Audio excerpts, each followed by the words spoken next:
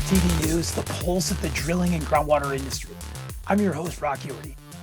If you've been paying attention to the landscape lately, you know we are in the middle of a massive high-tech gold rush. Data centers and advanced manufacturing facilities are popping up across rural America at breakneck pace. But underneath the shiny promise of progress, there is a quite destabilizing crisis brewing in our aquifers. Let's look at this powerful image from congressional hearing that took place in early May. Representative Alexandria Ocasio-Cortez stood up and held up a jar of dark turbid water. We all saw that, drillers. That water didn't come from a failed industrial site. It came straight from a private domestic water well in Morgan County, Georgia. Local residents living right next to a rapidly expanding meta data center reported that their water pressure suddenly cratered and the water quality became so abysmal it was impacting and destroying household appliances. This is according to CBS News. These families are literally shipping water to their homes just for cooking and cleaning. When the EPA's Assistant Administrator for Water, Jessica Kramer, was pressed on what Uncle Sam was doing about it, the answers were telling. They do not have oversight over water quality on private water wells, right? That is a state responsibility. In late June, Administrator of the EPA, Lee Zeldin, made it official at a political energy summit. He announced that the federal government will not establish nationwide environmental or water use requirements for data centers. His exact words were that 10 times out of 10, he isn't going to sit in DC office buildings and claim to know what's best for local community in Georgia, Florida, or Arizona. I need us all to let that sink in, as we have seen the Supreme Court case on waters of the United States, or how groundwater is connected to surface water, or PFAS rulings, environmental impacts, rolling back at the red tape that we just talked about on the last newscast. This is a big deal, drilling professionals. Federal officials love to talk about how tech companies will fix this themselves using, and I hate it when I see these, in quotes, closed loop cooling systems, because we do know the value of getting into closed loop geothermal for cooling and reducing water usages, but we have to have standard limits here. We have to start educating the industry. So let's cut through this corporate jargon. This hands-off policy exposes a massive systemic blind spot. Private domestic wells are completely excluded from protections of the Federal Safe Drinking Water Act. We've all known that. We've advocated for that. If you're on the municipal tap, which is 85% of our entire voting population, this is why private water wells get impacted the way they are. Only 43 million Americans. If you're on a municipal tap, you have all the testing and monitoring, and it is fiercely protected under federal law. But for that other 15% of the country who rely on private wells, the message from Washington is crystal clear. When it comes to the safety of your tap water, you are entirely on your own. It is your responsibility as a homeowner and as a groundwater professional that is supporting those private water wells to be monitoring this. We need to think about how this isolated impact is going to impact private water wells. So as these tech giants expand their developments, and sometimes even the drillers they hire love to lean on the classic narrative of the myth, it's an isolated impact. It's a construction issue. They look at the community and say, hey, don't worry. Our industrial well is tapping deep into isolated aquifers beyond the public supply. I want you to think about fire suppression wells. I want you to think about cooling wells. I want you to think about water supply wells. And we saw in Morgan County, as the Rivian plant came up in 2022, that we had water that was impacted then that had turned, turbid. And we have to think about the zone of depression. We have to think about the amount of water that's being pulled in one direction, or the porosity zones that are being disrupted that is causing that to be redeveloped or showing. So We have to know how we're being isolated. And those shallow water table and local streams, those wells, we have to understand our construction protocol. The folks that argue it has been scientifically blown out of the water, right? I want you to think about we are the groundwater professionals. A groundbreaking study that we've talked about many times on the newscast, published in the Nature Water, mapped underground water pathways across the United States at a scale what we've never seen. This was with Dr. Maxwell. This wasn't a small test case. This was a massive collaboration using the GRACE satellites with Dr. Maxwell, Princeton University, Dr. Laura at University of Arizona, and researcher Dr. Yang. We have this information and we've had it for multiple years now. They ran high-resolution integrated hydrologic simulations and proved that our water systems are not isolated. They are not in separate buckets. This blows apart the Supreme Court versus the EPA on waters of the United States during the Biden administration. So I want you to think about what's happening with World Cup right now. And just like every player that's on the soccer pitch is connected to a movement of the ball, our surface water and groundwater systems are deeply and dynamically coupled. And as we see rewrites to the waters of the United States right now, groundwater is being removed. The Maxwell Princeton Arizona study dropped two absolute bombshells on the industry. Deep and shallow coupling. Deep groundwater actually contributes more than half of the base flow and 6% of subbasins analyzed across the country. Long distance interconnection. Groundwater travels much farther underground before discharging into streams than we ever realize, regularly crossing entire watershed boundaries and traveling hundreds of miles.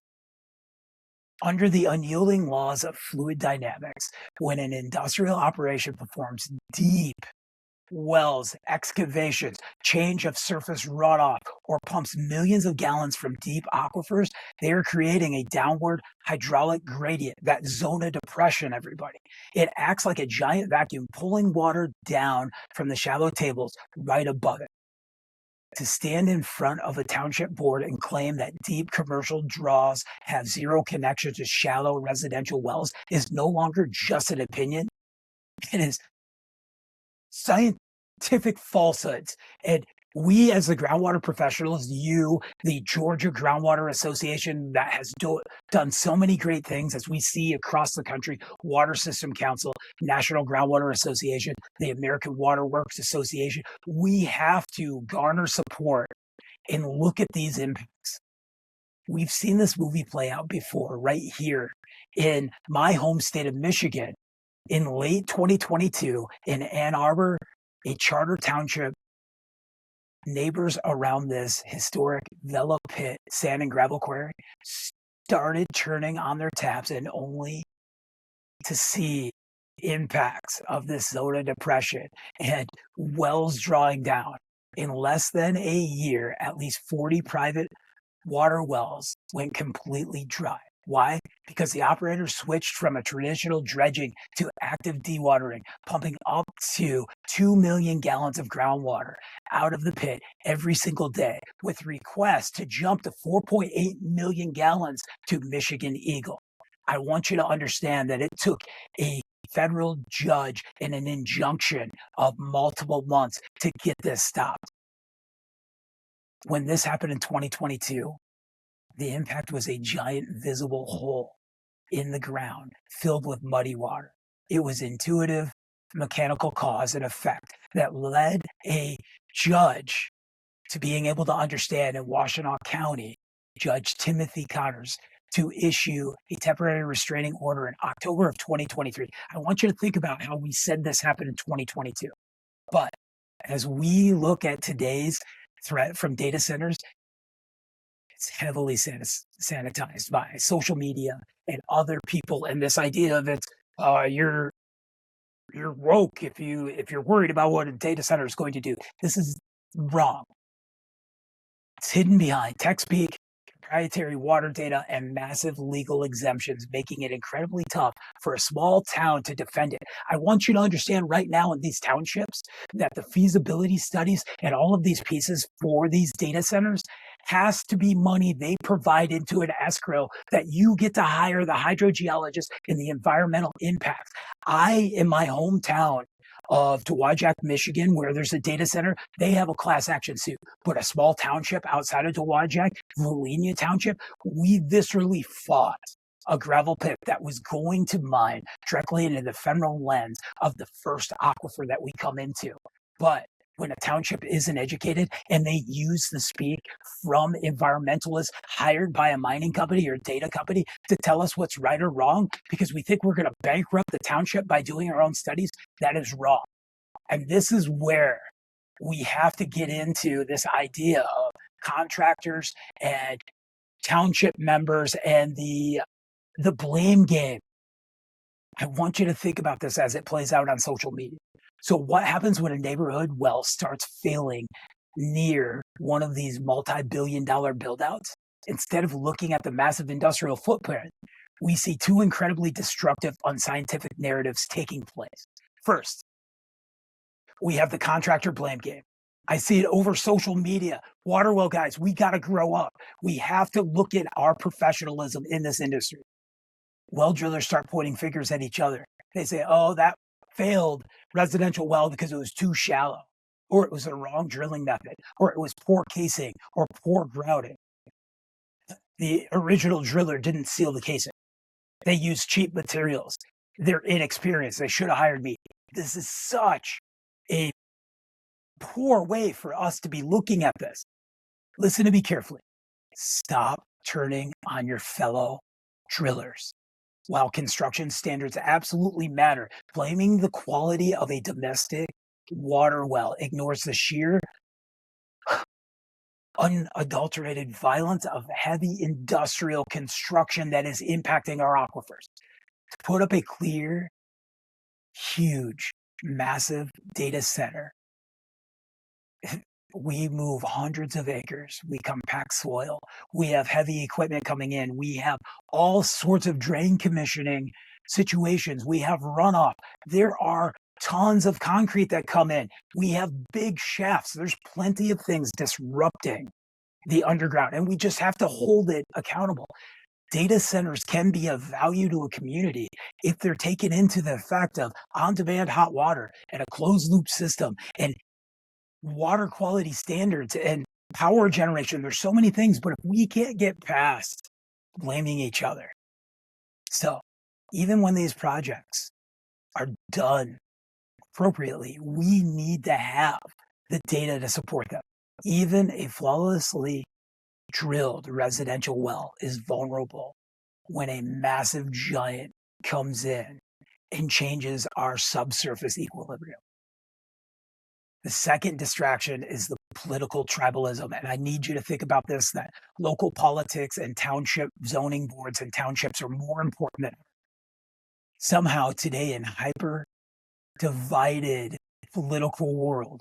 Cheering for data centers and AI infrastructure has become some badge of honor as the bunny huggers are out there framing it as it is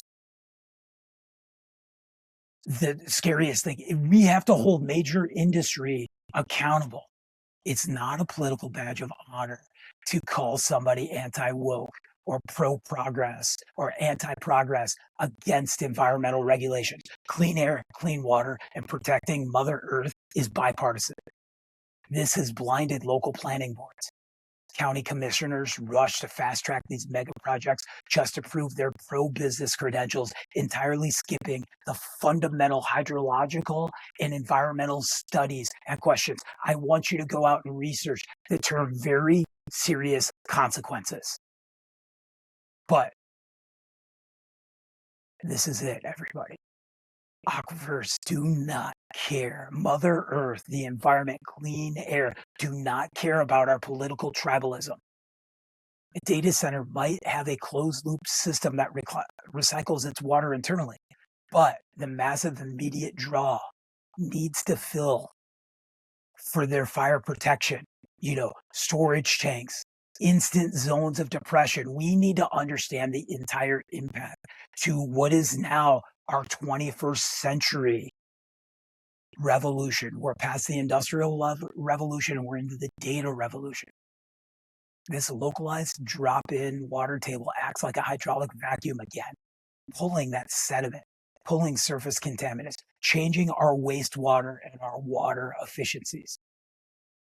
We need to get to a point where we are bipartisan and looking at the community and ensuring that we protect our greatest resource, which is clean groundwater, protected from all the rest of the stuff.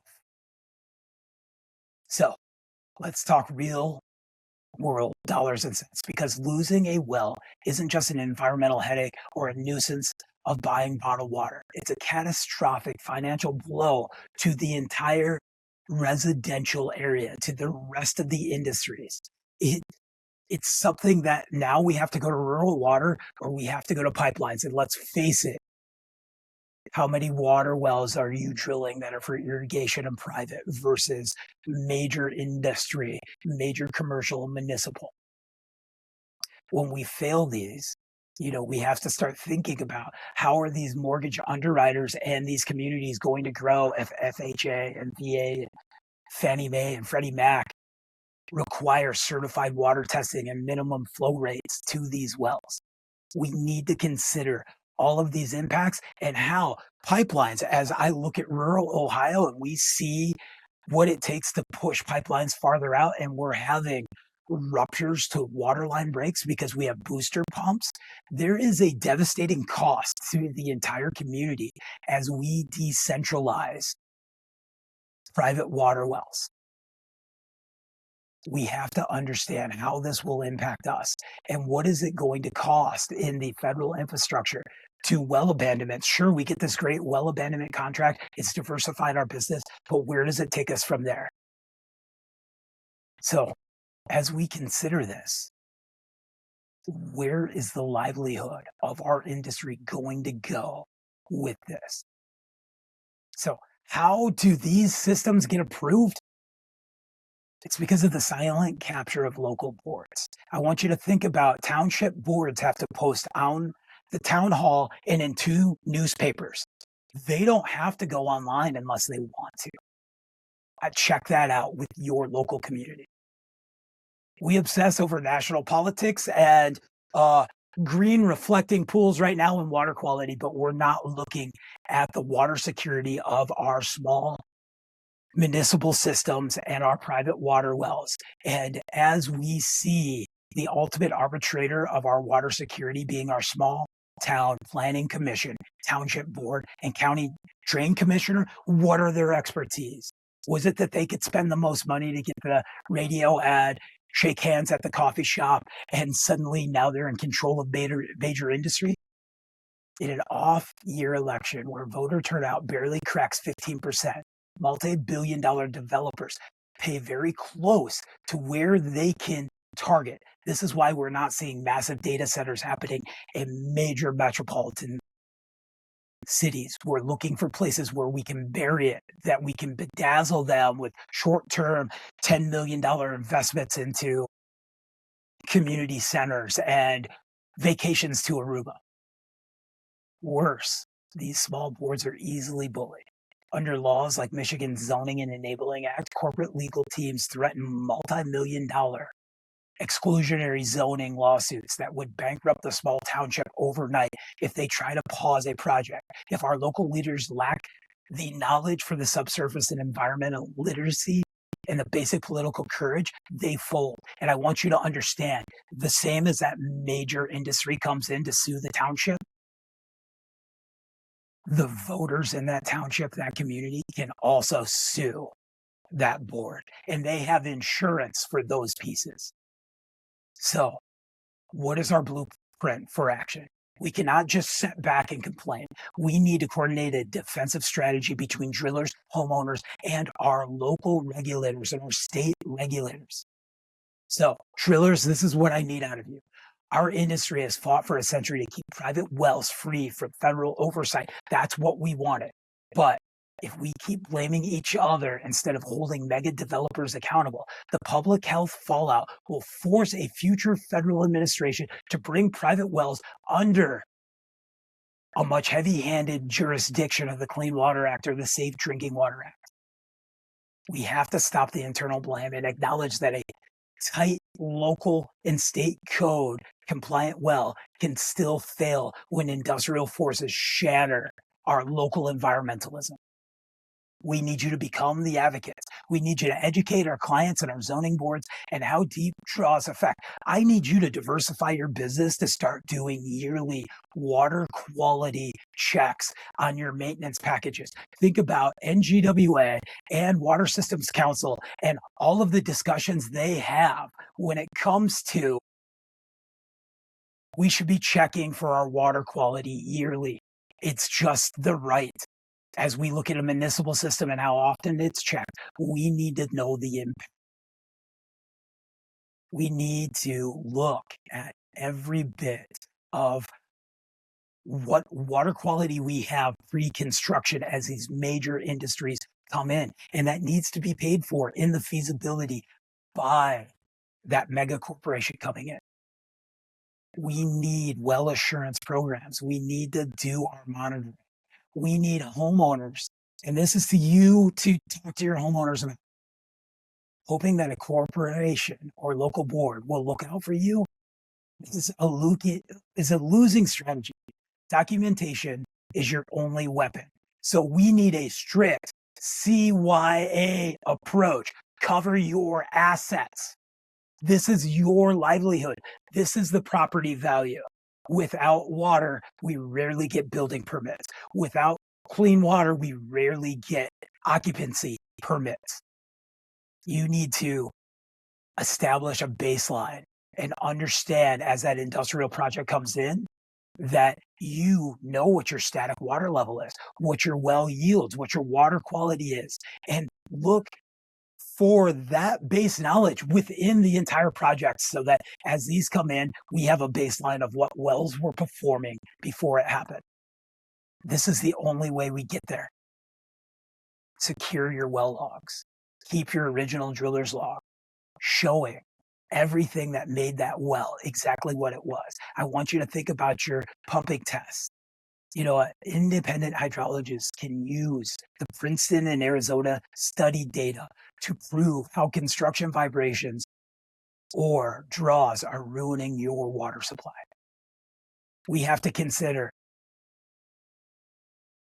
making sure we're selling that well maintenance package that we are testing minimum of every 3 years for bacteria and nitrates and the chemical profiles. But the reality is I'd like to see it every single year. And that anytime a major project's coming in, you need to have that baseline study done immediately. For our local regulators and zoning boards, stop treating groundwater like an invisible infinity resource. I'm sitting here in Michigan where we have the most vast groundwater supplies in the world, and we are having impacts. We have to understand, like what New Jersey does with the passing of the point of sale testing ordinance. New Jersey leads with a mandated certified water test before any property with a private well changes hands. This builds a self-funding localized groundwater map. We need to think about how we defend with zoning codes. Do not wait to get sued. Proactively write explicit zoning ordinance for data centers that mandate strict water draw limits, mandatory monitoring of wells, and full developer liability for adjacent residential well failures. I want you to know right now that deep power generation, geothermal, and oil and gas and fracking, there are insurances that have to be purchased so that they do not impact the aquifers and the subsurface and the environment. The problem is we've gotten to a drill baby drill culture and we're like, we cannot stop progress. We need energy independence. We need data independence. But I need you to understand right now that we have to be able to hold liability to those that impact our aquifer. The crisis in Morgan County, Georgia, and the legal battles across Michigan are not isolated incidents. They are loud, flashing warning signs as data centers continue their aggressive march into rural America. The pressure of our shared aquifer is going to skyrocket. Protect your business, protect your neighbors, protect your home and your private water. So a little bit bigger one, everybody, but thank you for tuning in to this edition of TD News. We are now at total depth on water rights and data center and how we can put up the good fight. Stay safe on the rig, stay cool. We're going to have massive heat zones coming through. Have a great 4th of July. And dang it, we have to protect our resources. I'll see you on the next shift.